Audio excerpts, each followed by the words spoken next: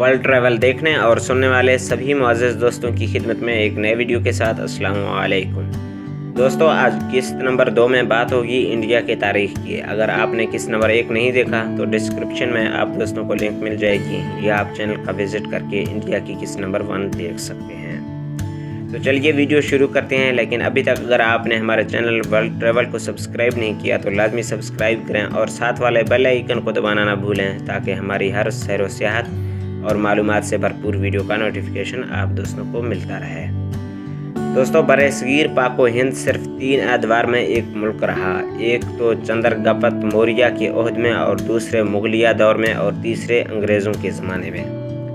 औरंगज़ेब आलमगीर के दौर हुकूमत में मुगलिया सल्तनत निस्बतन सबसे बड़ी थी। अंग्रेज़ों के ज़माने में सल्तनत मुगलिया दौर से कदरे कम थी। इन 3 एतवार के अलावा हिंदुस्तान यानी मौजूदा भारत, बांग्लादेश और पाकिस्तान हमेशा छोटी छोटी बेशुमार रियासतों में बटा रहा। अपनी हज़ारों साल की तारीख के बेशतर दौर में हिंदुस्तान छोटी रियासतों में ही बटा रहा है। भारत में पत्थरों पर मुसव्वरी की शुरुआत 40,000 साल पहले हुई। सबसे पहले मुस्तकिल आबादियाँ 9,000 साल पहले वजूद में आई। इन मुकामी आबादियों ने तरक्की करके सिंध तहज़ीब को जन्म दिया।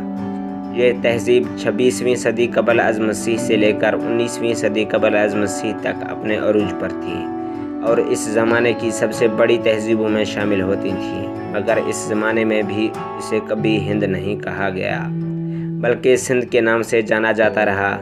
बरसगीर बहुत अरसा तक सिंध और हिंद में मुनक़सिम रहा।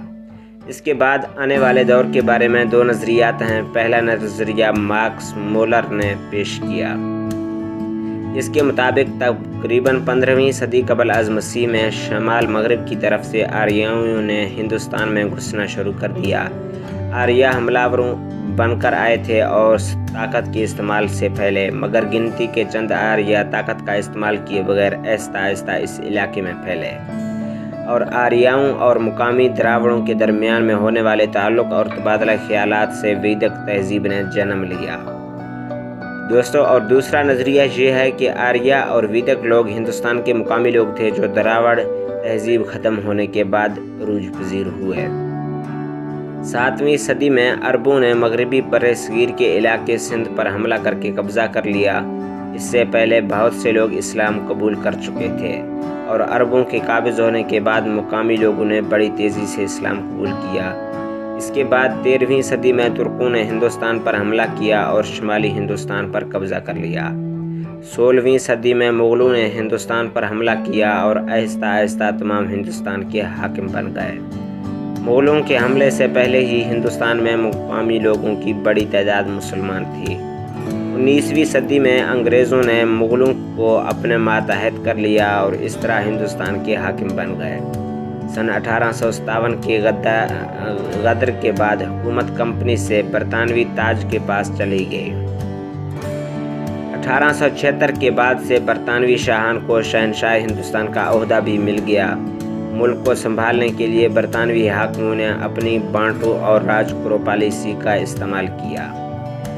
बरतानवी पैदावार सस्ती और मुकामी पैदावार महंगी करके मुकामी सनत को नुकसान पहुंचाया गया, और इस तरह हिंदुस्तान से पैसा बरतानिया जाता गया। भारत की तहरीक आज़ादी का ज़्यादातर जोर नस्ली इम्तियाज़ और ताबे तिजारती पॉलिसी के ख़िलाफ़ था। बरतानवी राज के ख़िलाफ़ एक ज़्यादातर गैर तशद्दुद पसंद तहरीक चलाकर मोहनदास करमचंद गाही, जवाहरलाल नेहरू, सरदार पटेल, अबू अल कलाम आज़ाद, बाल गंगाधर तिलक और सुभाष चंद्र बोस की क़यादत में भारत ने सन 1947 में बरतानिया से आज़ादी हासिल की। दोस्तों, हिंदुस्तान की तकसीम होकर 2 नए मुल्क पाकिस्तान और भारत बन गए। सन 1962 में भारत के मुतनाज़ा इलाकों पर चीन से जंग हुई। सन 1965 में कश्मीर पर भारत की पाकिस्तान से जंग हुई। सन 1971 में पाकिस्तान में खाना जंगी हुई और इसमें भारतीय मुदाखलत भी हुई, जिसके नतीजे में एक नए मुल्क बांग्लादेश दुनिया के नक्शे पर उभर कर वजूद में आया।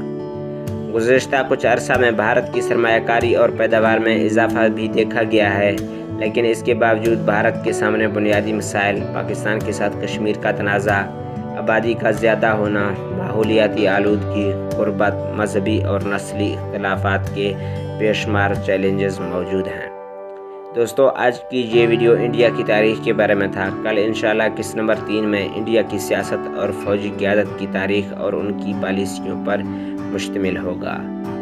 اگر آپ کو یہ ویڈیو پسند آئی ہے تو ویڈیو کو لازمی لائک اور اپنے دوستوں کے ساتھ ضرور شیئر کریں۔ ہمارے چینل کو سبسکرائب نہیں کیا تو لازمی سبسکرائب کریں۔ تب تک دیجیے اپنے میزبان کو اجازت۔ اللہ حافظ۔